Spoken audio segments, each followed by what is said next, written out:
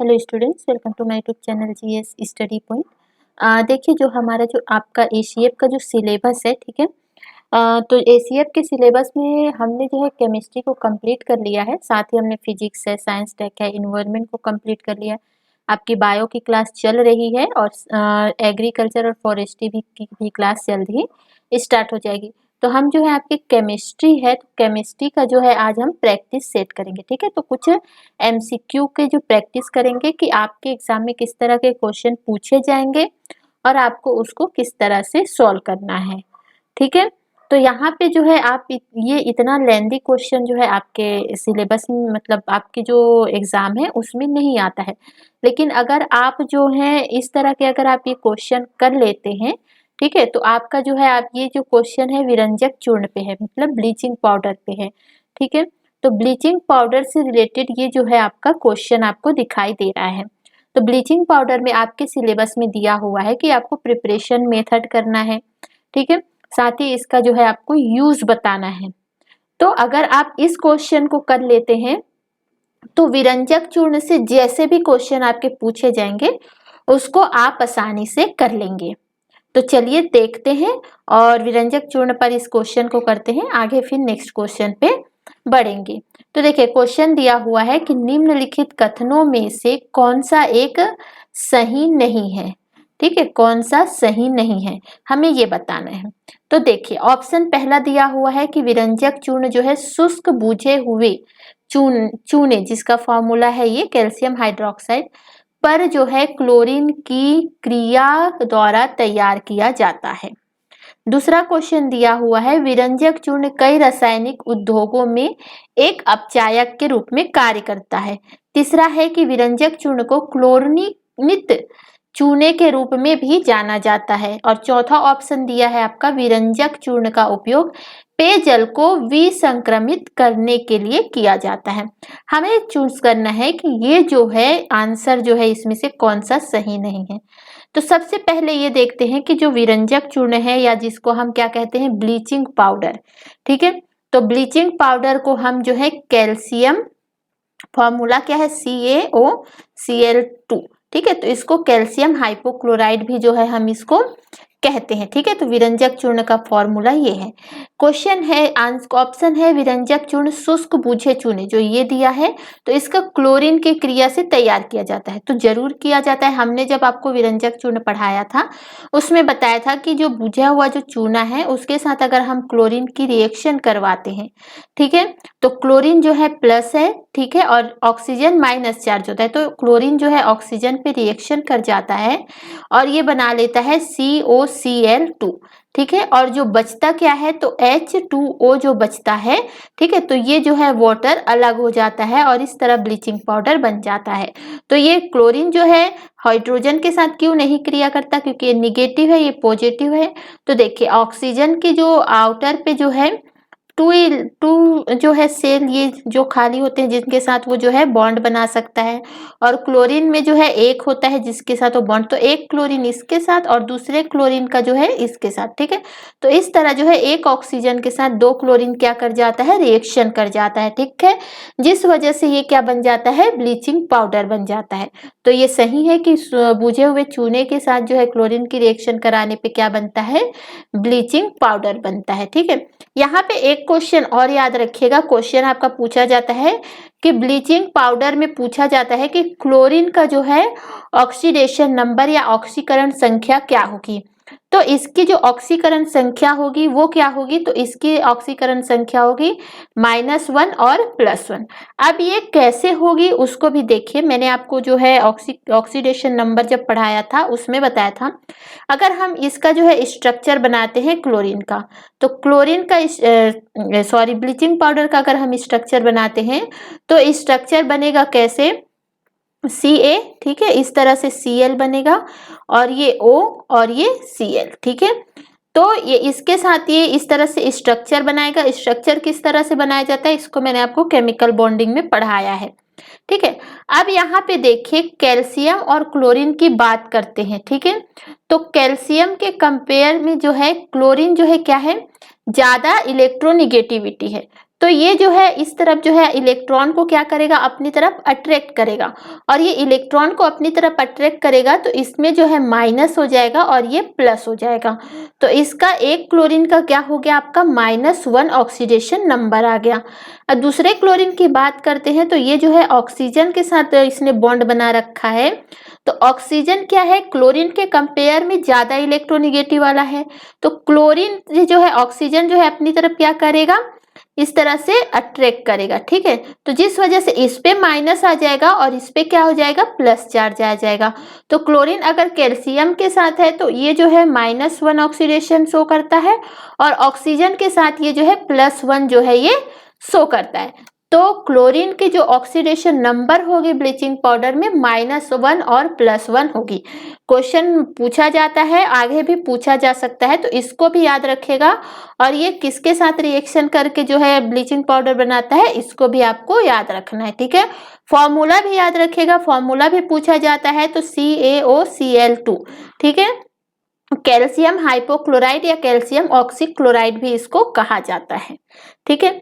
दूसरी चीज देखते हैं तो विरंजक चूर्ण जो ब्लीचिंग पाउडर है वो कई रासायनिक उद्योगों में एक अपचायक के रूप में कार्य करता है। तो ये गलत है, मैंने आपको बताया था, ये जो है ऑक्सीकारक के रूप में कार्य करता है, ठीक है। जिस वजह से इसमें जो है वाटर को जो है, पानी को जो है हम जो है इससे शुद्ध कर सकते हैं, मतलब पानी के शुद्धिकरण में भी जो है ये ऑक्सीकारक होने की वजह से ये क्या करता है, पानी को शुद्ध करता है, ठीक है। पानी के बैक्टीरिया को भी ये जो है मारता है।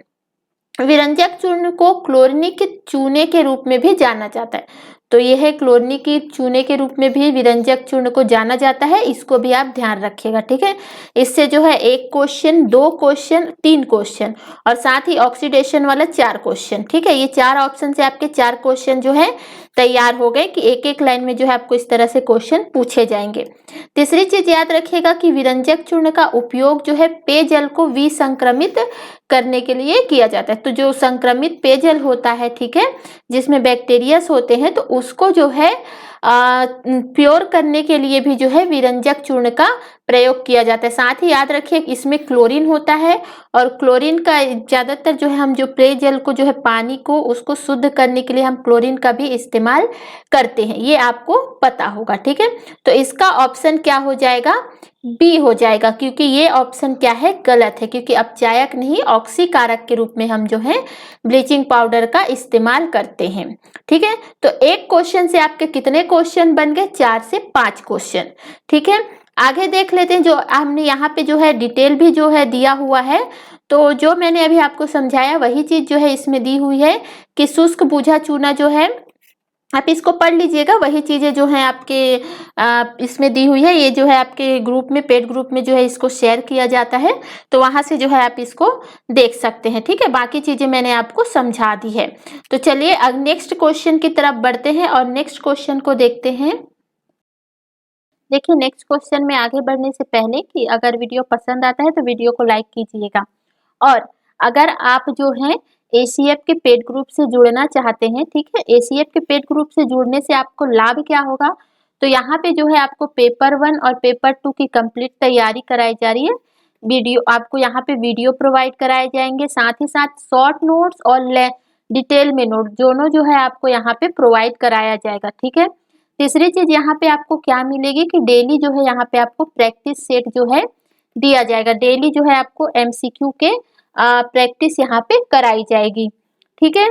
और साथ ही साथ अगर कोई डाउट है, ठीक है, किसी क्वेश्चन में डाउट है, तो आप जो है उस डाउट को यहाँ क्लियर भी कर सकते हैं, डिस्कशन भी आप जो है यहाँ कर सकते हैं, ठीक है। तो इतनी चीजें जो है आपको एसीएफ के पेड ग्रुप में मिलेगी। तो अगर आप जो है एसीएफ के पेड ग्रुप से जुड़ना चाहते हैं और इस तरह के क्वेश्चन अगर आप सॉल्व करना चाहते हैं, तो आप जो है इस नंबर पे कॉल करके इंक्वायरी कर लीजिएगा, और यहाँ से जो है आप जुड़ना चाहते हैं तो यहाँ पे आप कॉल कर लीजिएगा 88605585 और 30, ठीक है। तो इस नंबर पे आप कॉल कर लीजिएगा। साथ ही इसको मैं डिस्क्रिप्शन बॉक्स में भी ये नंबर दे दूंगी, तो अगर आप जुड़ना चाहें तो आप यहाँ कॉल करके पूछ सकते हैं। तो चलिए नेक्स्ट देखते हैं। क्वेश्चन है कि निम्नलिखित में से कौन से रासायनिक परिवर्तन नहीं है, ठीक है, मतलब कौन सा रासायनिक परिवर्तन, हमने केमिकल रिएक्शन पढ़ा था, ठीक है। तो अब हम यहाँ पे हमें ऑप्शन दिया गया है, अब हमें बताना है कि कौन सा जो है रासायनिक परिवर्तन नहीं है। ठीक है, तो देखो जो लोहे का पायन है, ठीक है, पहला ऑप्शन है आपका लोहे का पायन। दूसरा चीज है आपके लोहे के चारों ओर विद्युत धारा प्रवाहित करके लोहे के टुकड़े को विद्युत चुंबक में रूपांतरित करना। ठीक है, तीसरा ऑप्शन है आपका लोहे को क्या करना, पिघलाना। और तीसरा है लोहे का जंग लगना। ठीक है, अब हमें बताना है कि रासायनिक परिवर्तन नहीं है, मतलब केमिकल रिएक्शन नहीं है। तो सबसे पहले देखिए जो ऑप्शन 2 है, ठीक है, जो ऑप्शन आपका 2 है,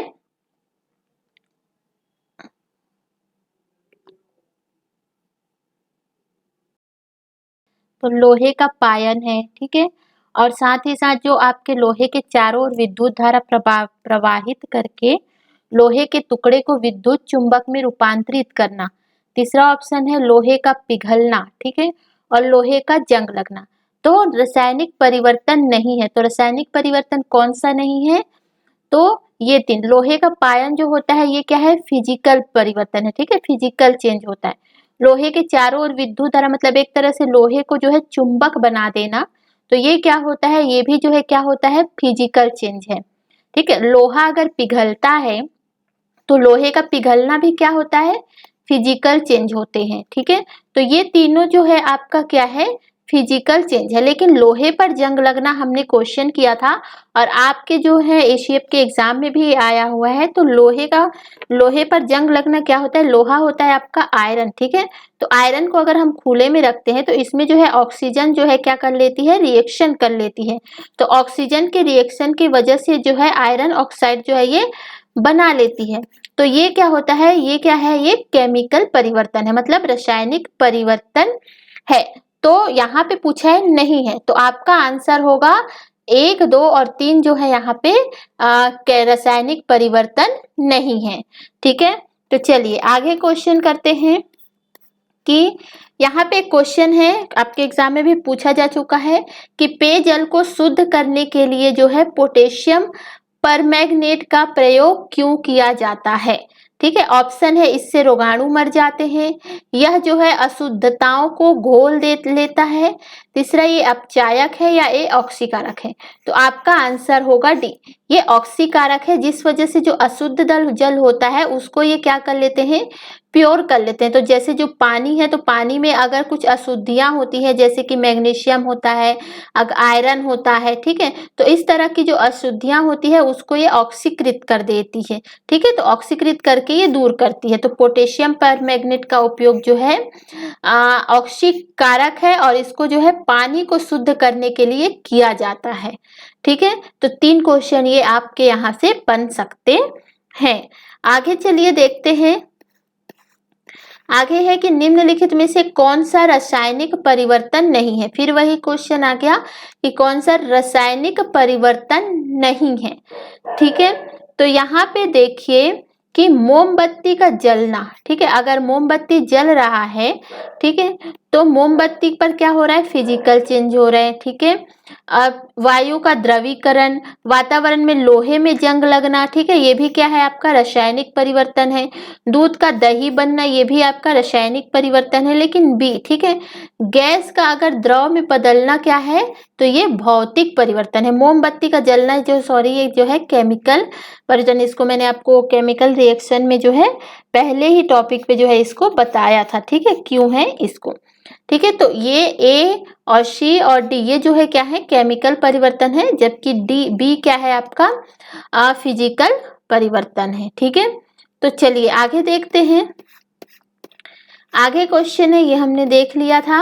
आगे देखते हैं कि पानी में साबुन और डिटर्जेंट को की मैल दूर करने की क्रिया किसके निर्माण द्वारा होती है। ठीक है, तो देखिए मैंने जब साबुन और डिटर्जेंट जब आपको पढ़ाया था, ठीक है, तो उसमें आपको बताया था कि वहां पे जो है मिसेल उत्पन्न होते हैं। ठीक है, मिसेल मतलब क्या होते हैं, झाग। ठीक है, झाग बनते हैं। अगर हम जो है साबुन या डिटर्जेंट को पानी है तो पानी में हमने कपड़े डाले, ठीक है, अब उसमें जो है हमने पाउडर या डिटर्जेंट अगर हम डालते हैं, साबुन या डिटर्जेंट, तो उसमें क्या होती है, मिसेल उनका निर्माण होता है, ठीक है, मिसेल बनने लगता है, झाग बनने लगता है, ठीक है, जिसकी वजह से जो है अगर फिर हम जो है कपड़े को रगड़ते हैं तो उसमें जो मैल होते हैं वो सारी जो है दूर होते हैं। तो इसका क्या है कारण, मिसेल है। क्वेश्चन आपके एग्जाम में पूछा गया था, ठीक है, तो इसको याद रखिएगा। यहाँ पे आपके 3 से 4 क्वेश्चन पूछे बन सकते हैं। पहला तो क्वेश्चन ये हो गया कि साबुन और डिटर्जेंट की मैल को दूर करने के लिए जो है किसका निर्माण होता है, तो मिसेल का निर्माण होता है। दूसरी चीज ये पूछा गया था कि साबुन क्या है, ये पूछा गया था आपके एग्जाम में। तो साबुन जो कार्बोक्सिलिक अम्लों का है, ठीक है, कार्बोक्सिलिक अम्ल की जो सोडियम है या पोटेशियम के लवण है वो जो है साबुन है, ठीक है, तो एक लंबी श्रृंखला होती है। तो यहाँ पे देखिए कार्बोक्सिलिक अम्ल की इस तरह से लंबी श्रृंखला होती है, और अगर इसकी श्रृंखला में अगर सोडियम अगर जुड़ा होता है, ठीक है, तो याद रखिएगा ये जो है कपड़े जो हम धोते हैं ना, तो ये हार्ड साबुन होता है। तो कपड़े धोने के लिए जो है सोडियम अगर होता है साबुन में तो ये कपड़े धोने के इस्तेमाल में आता है। और सॉफ्ट साबुन अगर पूछा जाता है तो अगर इस श्रृंखला में कार्बोक्सिलिक अम्लों की जो श्रृंखला है अगर उसमें पोटेशियम जुड़ा होता है, ठीक है, तो ये क्या होता है, सॉफ्ट साबुन होता है, जिससे आप नहाने वहाने का, फेस धोने का जो आप काम करते हैं वो जो है पोटेशियम के मिले हुए साबुन से आप करते हैं, ठीक है। दूसरी चीज यहाँ पे ये 2 क्वेश्चन आपका हो गया। तीसरा क्वेश्चन आपसे पूछा जा सकता है कि आपके डिटर्जेंट जो है अपमार्जक है, ठीक है, वो क्या है, कार्बोक्सिलिक अम्लों की श्रृंखला के अमोनियम और सल्फोनेट लवण है, ठीक है। याद रखिएगा साबुन क्या है, कार्बोक्सिलिक अम्लों के सोडियम और पोटेशियम लवण है, और डिटर्जेंट क्या है, सल्फोनेट लवण है, ठीक है। तो साबुन पे क्वेश्चन पूछा जा सकता है, हो सकता है डिटर्जेंट पे पूछा जाए। क्लियर है। इसका आयनिक शिरा जल के साथ तथा कार्बन वाला श्रृंखला जो है तेल से क्रिया करके करती है, ठीक है, जो कार्बन वाली श्रृंखला है वो तेल से रिएक्शन करती है और आयनिक जो है जल से। इस तरह जो है ये कपड़े को धुल देते हैं। बाकी डिटेल में मैंने आपको इसको पढ़ाया हुआ है। तो चलिए आगे नेक्स्ट क्वेश्चन देखते हैं। इसी तरह के क्वेश्चन आएंगे, यहाँ से आपके 3 से 4 क्वेश्चन तैयार हो चुके हैं, ठीक है। नेक्स्ट देखते हैं कि जल में स्थायी कठोरता किसकी उपस्थिति के कारण होती है। क्वेश्चन पूछा गया है और पूछा भी जा सकता है कि जो स्थायी कठोरता होती है, ठीक है, वो जो है किसकी उपस्थिति के कारण होती है। तो जल में जो जल का जो हार्ड होता है, मैंने आपको जब आपको साबुन और डिटर्जेंट वाला जो चैप्टर पढ़ाया था तो उसमें मैंने बताया था कि जो अगर हार्ड साबुन, जैसे हम साबुन कपड़े को धोने के टाइम पे अगर जो पानी होता है वो नॉर्मल पानी होता है, ठीक है, तो हम जो है साबुन का इस्तेमाल करके उसको साफ कर देते हैं, ठीक है। लेकिन कोई हार्ड वाटर होता है, हार्ड वाटर का मतलब ये होता है कि हार्ड वाटर में क्या होता है, मैग्नीशियम और कैल्शियम होते हैं, ठीक है। अगर वाटर में जो है मैग्नीशियम और कैल्शियम हो तो वो जो वाटर होता है वो हार्ड होता है। और इस तरह की अगर कोई गंदगी होती है, ठीक है, तो हार्ड वाटर में जो है हम किसका इस्तेमाल करते हैं, तो डिटर्जेंट का इस्तेमाल करते हैं, ठीक है। तो ध्यान रखिएगा कि हार्ड वाटर जल में जो है स्थायी कठोरता किसकी वजह से होती है, तो मैग्नीशियम और कैल्शियम की वजह से। ये मैंने आपको चैप्टर में पढ़ाया हुआ है, ठीक है। तो मैग्नीशियम और कैल्शियम के सल्फेट की वजह से जो है हार्ड वाटर होता है, ठीक है। आगे चलिए देखते हैं, बाकी जो है आप चीजों को यहाँ पे पढ़ लीजिएगा, ठीक है। तो चलिए यहाँ पे देखते हैं, यहाँ आगे पढ़ते हैं। देखिए बेकिंग सोडा का रासायनिक नाम क्या है, क्वेश्चन पूछा जा चुका है। बेकिंग सोडा का रासायनिक नाम तो सोडियम बाइकार्बोनेट, ठीक है। तो ये जो है आपके बेकिंग सोडा का रासायनिक नाम है, ठीक है। इसका जो है बनाने की विधि आपको पूछी गए थे, यूज इसका पूछा जा चुका है, जिसका जो है यहाँ अगर आप इन चीजों को पढ़ते हैं तो यहाँ से आपके 4 से क्वेश्चन जो है यहाँ तैयार हो जाएंगे और इसी में से आपके एग्जाम में आ जाएंगे। तो इसका उपयोग जो है खाने को शीघ्रता से पकाने के लिए किया जाता है। सारी चीजें मैंने आपको बता रखी है। और इसका रासायनिक नाम जो है सोडियम बाइकार्बोनेट है, ठीक है। आगे चलिए देखते हैं लवण, ठीक है, लवण जल जिसको ब्राइन कहा जाता है, ठीक है, लवण जल ब्राइन किसका जलीय विलयन है, ठीक है। तो किसका जलीय विलयन है ये, तो ये है आपके सोडियम क्लोराइड का। जो लवण जल होता है जिसको ब्राइन कहते हैं, क्वेश्चन पूछा जा सकता है ब्राइन क्या है, ठीक है। तो ये जो है एक तरह से सॉल्टी वाटर होते हैं, ठीक है, वाटर जिसमें नमक होते हैं, ठीक है। तो ये सॉल्टी वाटर होते हैं। तो ये किसका जलीय विलयन है, तो ये जो है सोडियम क्लोराइड का जलीय विलयन है, ठीक है। इसका उपयोग जो है प्रशीतन और शीतलन प्रणालियों में सड़कों से बर्फ हटाने में किया जाता है। मतलब जो ठंडे चीजें होती हैं उन चीजों को यहाँ से हटाने में किया जाता है। आपको पता है कि नमक का जो है यूज हम किस तरह से करते हैं। आगे चलिए क्वेश्चन देखते हैं। कपड़ों पर लगे हल्दी के दाग को जब क्षारीय प्रकृति वाला साबुन, ठीक है, साबुन जो होता है क्या होता है, बेसिक कैरेक्टर का होता है, ठीक है, तो क्षारीय प्रकृति वाला साबुन अगर रगड़ते हैं तब इस उस धब्बे का जो रंग है वो जो है क्या हो जाता है, भूरा लाल हो जाता है। और ऐसा इसलिए होता है, क्यों क्यों होता है ये भूरा और लाल? तो ऑप्शन दिया हुआ है कि साबुन हल्दी से मिलकर जो है क्या करता है, अम्लीय प्रभाव उत्पन्न करता है। तो ये ऑप्शन गलत है। साबुन हल्दी से मिलकर उसकी अम्लीय प्रकृति को उदासीन कर देता है, ये भी गलत है। हल्दी एक प्राकृतिक सूचक है, ठीक है, ये जो है आपका ऑप्शन होगा। हल्दी जो है एक प्राकृतिक सूचक है। तो चलिए नेक्स्ट क्वेश्चन की तरफ बढ़ते हैं और नेक्स्ट क्वेश्चन को देखते हैं। नेक्स्ट क्वेश्चन है आपका कि पीएच स्केल, पीएच स्केल से जो है काफी क्वेश्चन आपके पूछे जाते हैं। तो इसमें देखते हैं, तो पीएच स्केल के संदर्भ में निम्नलिखित कथनों पर विचार कीजिए, ठीक है। तो इसमें देखते हैं जो कथन दिए हुए हैं, तो इससे सामान्यतः 0 से 14 तक जो है पीएच ज्ञात कर सकते हैं। देखिए हमने देखा था कि जो पीएच स्केल क्या होता है, किसी भी सॉल्यूशन का वो अम्लीय और क्षारीय कैरेक्टर या एसिड और बेसिक कैरेक्टर जो है पीएच स्केल बताता है। तो एक ये स्केल होता है इस तरह से, ठीक है। तो इसमें जो है 0 से लेके 14 तक के नंबर होते हैं, जिसमें बीच में होता है आपका 7। अगर सॉल्यूशन का अगर नंबर हम किसी सॉल्यूशन में अगर पीएच स्केल को अगर यहाँ पे सॉल्यूशन भरा हुआ है कोई, और अगर हम इसमें जो है पीएच स्केल को डालते हैं, ठीक है, तो पीएच स्केल में क्या होता है, ये है इस तरह से, ठीक है, ये अब यहाँ पे है ये पीएच स्केल, ठीक है। अब यहाँ पे है ये 7 और यहाँ 0 से लेके 14 तक है।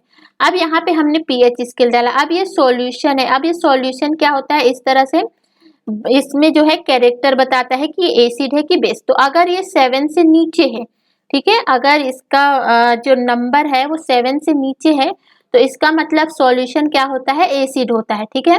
और अगर 7 से ऊपर चला जाता है तो ये क्या होता है, सॉल्यूशन बेस होता है। और अगर ये 7 पर ही है तो सॉल्यूशन क्या होगा, न्यूट्रल होगा। तो पहला आपका ऑप्शन है कि इससे जो है सामान्यता 0 से 14 तक पीएच ज्ञात कर सकते, तो ये ऑप्शन आपका सही है। दूसरा कहा गया है कि किसी विलयन के हाइड्रोनियम आयन की सांद्रता जितनी अधिक होती है पीएच उतना ही अधिक होता है, तो ये गलत है, ठीक है। तीसरी चीज है किसी भी उदासीन विलयन में पीएच का मान 7, तो न्यूट्रल होता है तो उसका मान जो है 7 होता है। तो अब ऑप्शन क्या पूछा, ये गलत है, ये सही है और ये सही है। तो ऑप्शन क्या पूछा है कि सही बताना है हमें, तो 1 और 3 सही है, तो ऑप्शन हो जाएगा आपका सी, 1 और 3 सही है, ठीक है। तो पीएच स्केल से जो है आपके क्वेश्चन पूछे जाते हैं, तो इसको आपको ध्यान रखना है। न्यूमेरिकल भी पूछा जाता है, तो न्यूमेरिकल पर एक अलग से पूरा वीडियो बना हुआ है कि न्यूमेरिकल आएंगे तो उसको आपको शॉर्ट ट्रिक से किस तरह से सॉल्व करना है। तो पूरा न्यूमेरिकल पर एक अलग से वीडियो बनाया गया है, अगर आपने नहीं देखा है तो आप उसको देख लीजिएगा, ठीक है। आगे चलिए देखते हैं, और यहाँ पे देख लीजिए कि जो हाइड्रोनियम आयन है, ठीक है, क्वेश्चन पूछा जा सकता है। तो जो हाइड्रोनियम आयन है, ठीक है, तो उसकी सांद्रता जितनी अधिक होगी तो पीएच उतना ही क्या होगा, कम होगा। हमें ऑप्शन दिया था अधिक होगा, लेकिन हाइड्रोनियम आयन की सांद्रता जितनी अधिक होगी पीएच उतना ही कम होगा, ठीक है। इतनी चीज यहाँ पे आपको याद रखनी है। आगे देखते हैं, निम्नलिखित में से कौन से हाइड्रोजन के समस्थानिक हैं, ठीक है। तो हाइड्रोजन का समस्थानिक आपको बताना है। तो देखिए हमने आपको पढ़ाया था प्रोटीनम होता है, ड्यूटेरियम होता है और ट्राइटियम होता है, ठीक है। तो यहाँ पे हमने जो है यहाँ पे ए ऑप्शन क्या दिया है, रेडियम। तो ये तो ऐसे ही देख के आपको पता चल गया, अगर आपने मेरा हाइड्रोजन वाला वीडियो देखा है तो आप जो है इस क्वेश्चन को कर लेंगे। तो प्रोटियम, ड्यूटेरियम और ट्राइटेनियम, ये जो है 3 जो है हाइड्रोजन के समस्थानिक होते हैं। साथ ही यहाँ याद रखिएगा कि प्रोटोनियम और ड्यूटेनियम है, ये जो है स्थायी समस्थानिक होते हैं, ठीक है, स्थायी समस्थानिक होते हैं। और ट्राइटियम होता है, वो जो होता है वो रेडियो एक्टिव होता है। तो ये क्वेश्चन बन सकता है, ठीक है। तो यहाँ से आपको 2 क्वेश्चन याद रखने हैं कि हाइड्रोजन के 3 समस्थानिक होते हैं, प्रोटेनियम, ड्यूटेनियम और ट्राइटेनियम। दूसरा क्वेश्चन आपको यहाँ पे ये भी याद रखना है कि जो प्रोटेनियम और ड्यूटेनियम है वो जो क्या होता है, स्थायी समस्थानिक होते हैं, लेकिन जो ट्राइटेनियम होता है, ठीक है, वो रेडियो एक्टिव होता है। क्वेश्चन पूछा जा चुका है, पूछा भी जाएगा। अब यहाँ पे देखते हैं, नीचे दिए गए कूट का सही उत्तर चुनना है। तो हमने पहले ही चुन लिया कि 1, 3 और 4 जो है क्या है, सही है, ठीक है। तो ऑप्शन आपका हो जाएगा डी। तो चलिए आगे देखते हैं। आपको क्वेश्चन यही है, तो इतना ही जो आपका क्वेश्चन है।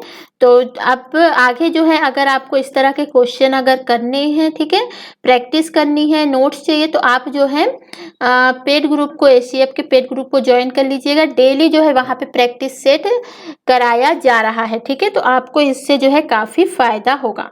सिर्फ केमिस्ट्री का नहीं, सारे सब्जेक्ट के जो है वहाँ पे प्रैक्टिस सेट कराए जा रहे हैं।